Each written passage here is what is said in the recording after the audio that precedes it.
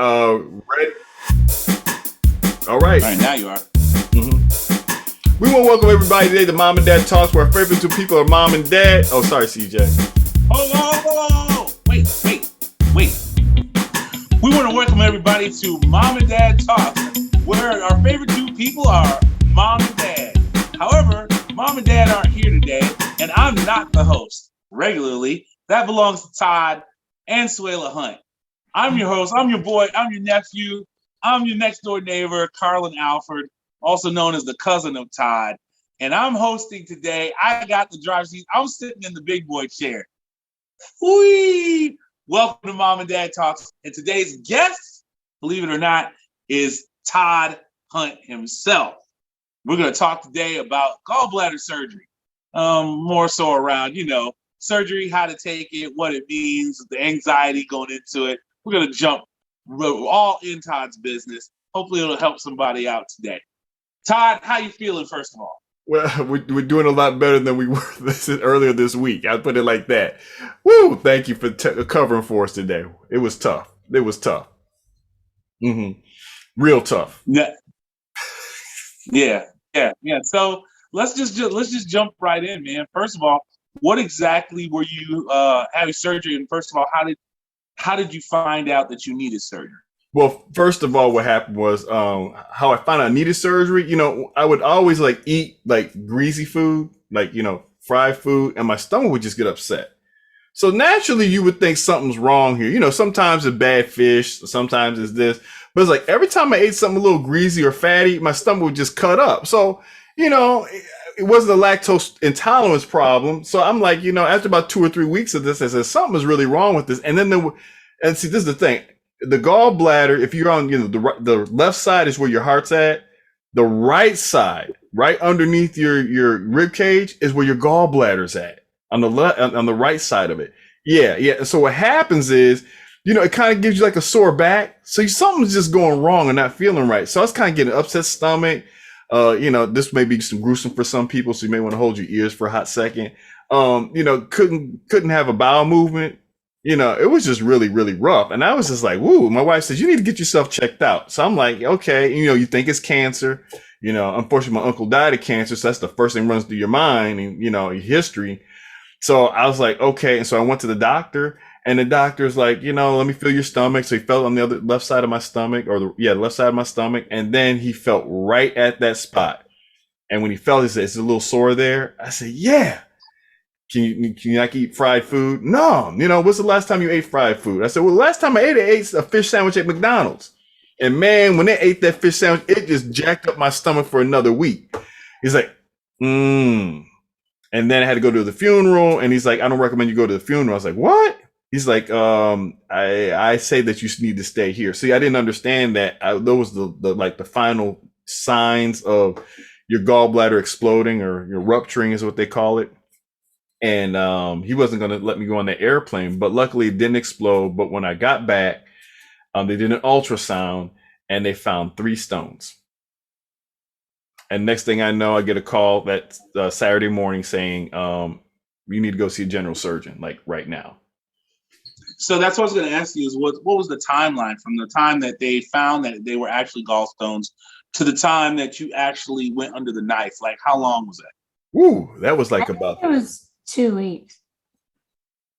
It was they really wanted to do it in a week, like right away. But because our uncle died, he had to wait. He had to wait a week. And you know what? Here's the other thing too, Carlin, that most people, I'm laughing because the spouse of the person that has I'm gonna say it. Okay. When it's not just the stomach pains, but when you start doing the loud, I mean, I've never heard someone pass gas as loudly as Yeah, I forgot about that last one. You will pass gas all over the place, all it's the time. It's a new sound. Hey, I'm gonna go get checked out on Monday. If that's the case, You just be walking up the stairs passing gas. I mean, it's just gas all day long. We're all going.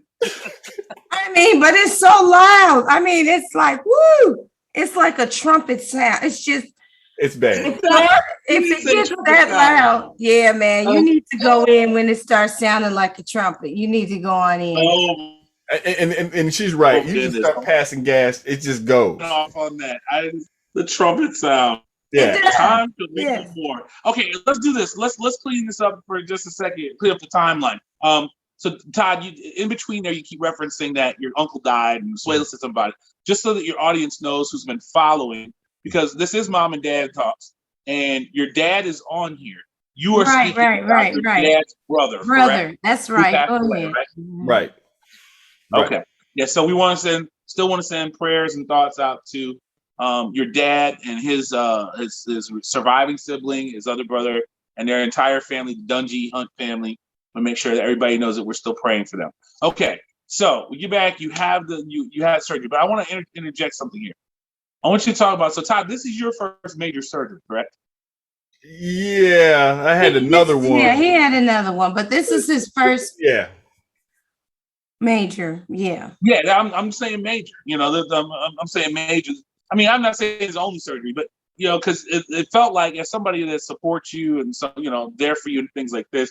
This felt like this had more impact than anything else has ever had from a medical standpoint. So I just wanted you to talk about your fear, your trepidation, your anxiety around it. Anxiety was high because you just don't know what you're going to run into. You don't know what's going to happen to you, right?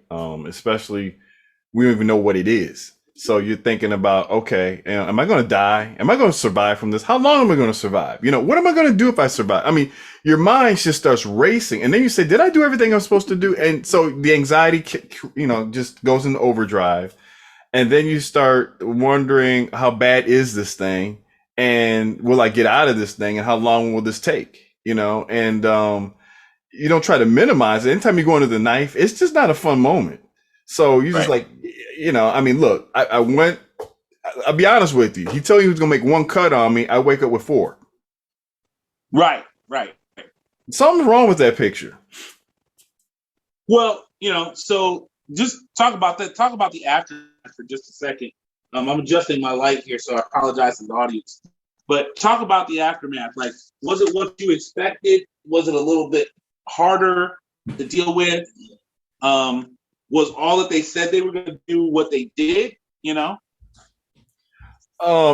honest with you, Carlin.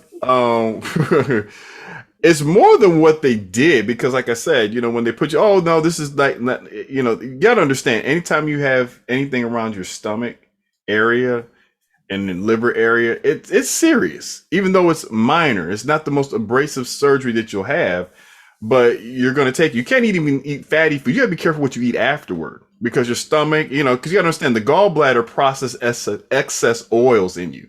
So when you eat like ribs and beef and turkey and stuff, it's going to take a minute to come back. So I'm on a vegan diet right now. So when they cut me, it was,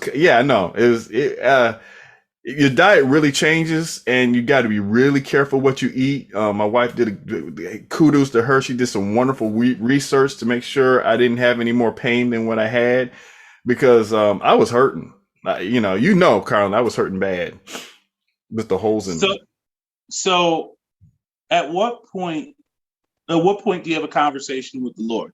I don't want people to walk away and make things like you were overblowing something that didn't need to be overblown. But also, I don't want people to think that you're just kind of breezing through this as well, as if you weren't going under anesthesia and going under a knife. So at what point do you have a conversation with the Lord about everything? I can honestly say, like, after, when the doctor said he was going to do surgery, every day I'm like, okay, Lord, am I going to be okay? What are they going to find? Right? It's just an unsettling thing. And you just got to be real with yourself, right? You trust God, but then you wonder, when you go under, will I wake up again? Yeah. That's a real thought. Will I wake up? Or is this going to be the end? Is this going to be it? So, nobody wants to meet their expiration date when they know the date. It's just kind of, it's unsettling, Right. Just so, okay. So to kind of, tie a bow on this and what is it that people, because people are facing surgeries every day, all kinds of, different surgeries. What is it that a person should focus on when they're looking at the unknown of a medical procedure? First of all, understand what you're going in, a full understanding, not just have a blind scope to it. Have a realistic thought, right? What could go good? What can go bad? Even though they give you a low percentage point, like, 98%, you may be that 2%. You may be that unlucky person if it goes wrong. What happens when it goes wrong, right? Be informed, right? And then, make things right with people around you, right? Make sure you finish stuff up, right? Don't leave anything incomplete. We waste so much time. I didn't realize how much time I was wasting, just wasting it, because we just take time for granted. And so, I started to take more aggression towards my time and what I was going to do, and some people thought I was nuts because I was overly aggressive. But I'm like, well, if I don't have time, I'm going to make sure I complete what I'm on this earth to do. And I don't think people really, really look at their lives like, what am I on this earth to do? Because when God gives you more time, you better make sure he doesn't regret it. No, wow. That's deep. Sway, let me ask you one question before we get out of here, specifically.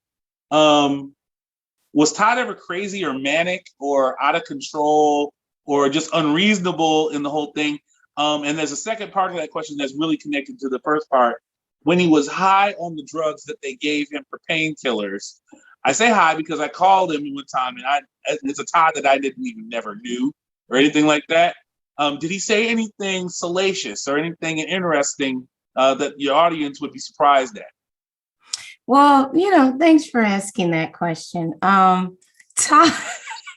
Todd usually does when this is the second time I've experienced him, being under the influence of, anesthesia.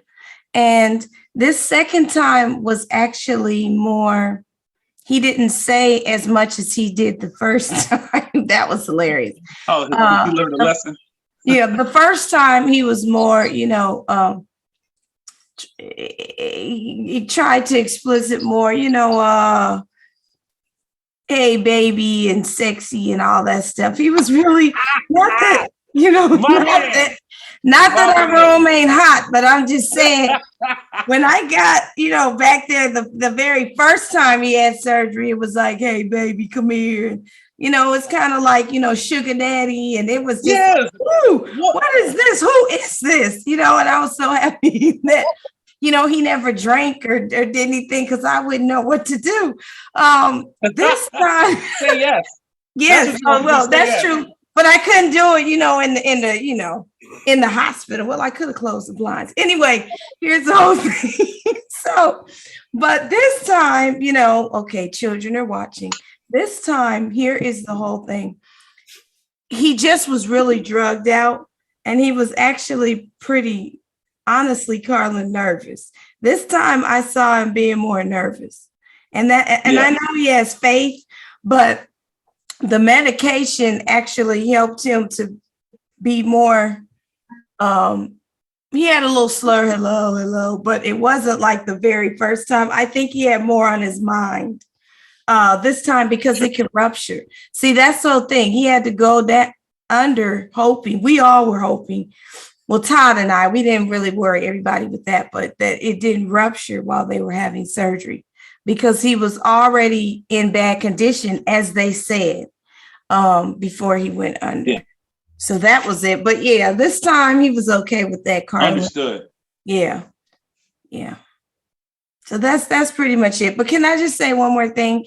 This gallbladder thing before you close, the gallbladder is deep, man. It's really little, but it's very deep. And it's so important, as I've been reading, it's very important to our digestive system and everything that it does, as Todd was saying.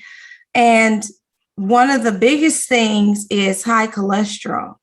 High cholesterol, it collects the fat, but the high cholesterol begins to, in the bile, see, here's the thing. If the liver cannot do what it needs to do. Okay. And break it down. And the gallbladder hasn't been able to do what it needs to do, bless its little heart, because it's so small. If it can only store so much fat, this is what I'm learning. And so if it's just like can't store anymore, the stones begin to come. So, my husband, he really tries to eat healthfully, salads and all different kinds of things. So it was surprising, but I am just praising God that we know now even more what to do with our diet. I mean, you can eat salads and drink water and do all of those things, but really the thing about it is just cut the fat, folk. That's what it is. I mean, fat is good, but I think that's really the main thing. I've tried to do low fat, and maybe that wasn't enough, but the whole thing is we may, especially as African Americans, need to just cut it on down. And, Thanksgiving's coming up. So maybe cut our fat in half and let's protect our gallbladders, because they are important. Even though they're small, they are important. And we're so happy that Todd made it through. Excellent. All right, Todd, you get the last word. Encourage somebody who may be facing surgery. I had a conversation with someone just called me out of the blue. And unfortunately, she's looking at possibly losing her leg. And she was telling me how she was at church when I came through the doors after the week that I had my leg amputated, and I still went to church.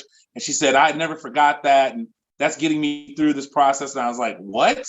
Like, of course I remember that. But I mean, you never know how something impacts people. So now people heard your story, give them something to remember so that those who may be doing the same thing at some point in time can reference it, can pull from it today. So you get the last word, Todd. Well, I just want to let you all know when your gallbladder is messed up like that, please don't wait. I've talked to several people who called me up and said, Todd, did they catch it in time?